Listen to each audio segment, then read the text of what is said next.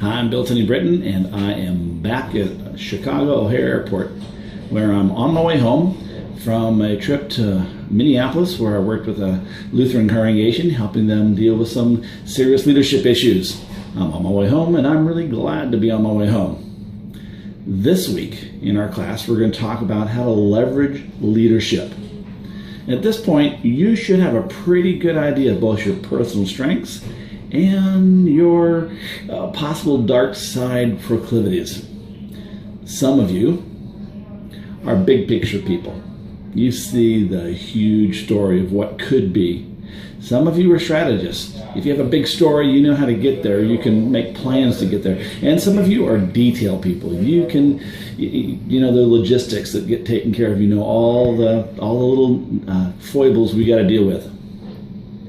Ultimately, either now or in the future, most of you will probably spend at least part or perhaps all of your career in smaller churches. But the reality is whether you're in a small church or a large church, leveraging leadership is a skill that you're going to need, whether you're in a tiny church or whether you're the pastor of a super big megachurch. Now, there's at least two sides to leveraging your leadership. The first is pretty well explained in Maxwell's second law, the law of influence.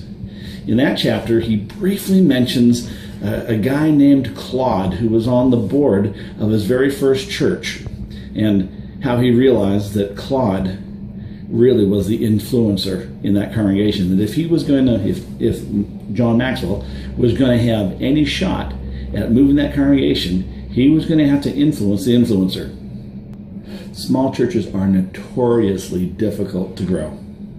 But I can tell you that nearly always the problem doesn't lie with the church members. It doesn't lie with the geography. It doesn't lie with the denominational affiliation or any other external reason like that. The problem with why churches don't grow is nearly always because the pastor has poor leadership skills.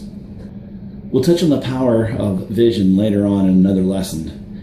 Because a leader without a great vision will never amount to much as a leader, mostly because they won't actually have any place to go. But the most prevalent missing leadership skill in a smaller church, or in fact in any church, is a pastor's inability to influence congregation leaders. I've got a church talk video for you on building alliances that will help you to understand and how to apply this leadership principle. Now, the other side of leveraging leadership is that God didn't create you to be an autonomous, independent leader. God created you to be dependent on others. But too many leaders behave as if the only skills necessary to lead are the ones that they possess. And so they surround themselves with like-minded and like-gifted people. Because let's be honest, those folks are pretty easy to get along with. You got people who are like you, think like you, act like you. Man, you got it made. The problem is, they end up magnifying their own strengths, which sounds really good in theory, but if you put 2 or 3 really big vision people together and you don't have someone to run the details, all those big plans will come to naught. They'll crash and burn.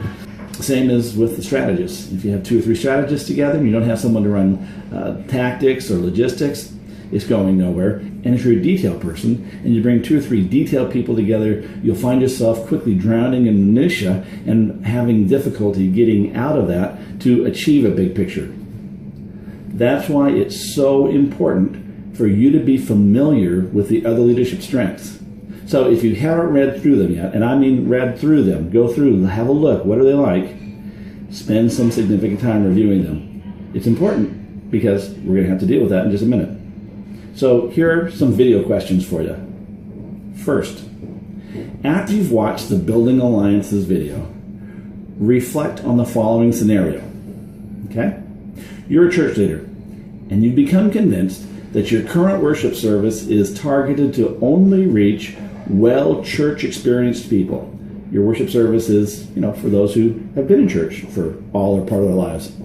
And you realize for the church to have a future, you're going to have to find a way to be relevant to the young families in your community that have very little or no church experience at all.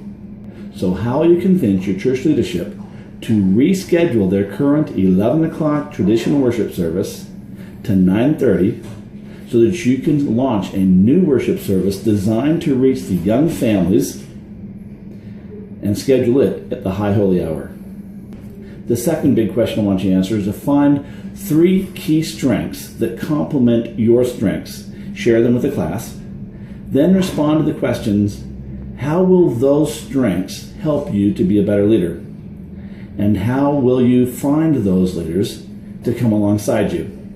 And hey, you get some bonus points here if you seriously reflect, keyword there is seriously reflect, on how you will work with someone whose prime strength drives you insane and you regularly want to throttle them. Those of us who are big picture people go nuts with detail people. Those of you who are detail people, we drive you nuts, and etc. So how will you come to find a way to work with them? Hey, thanks for joining me. I am not on the road next week, so we'll be doing a video from home, I expect. Thanks. Talk to you later.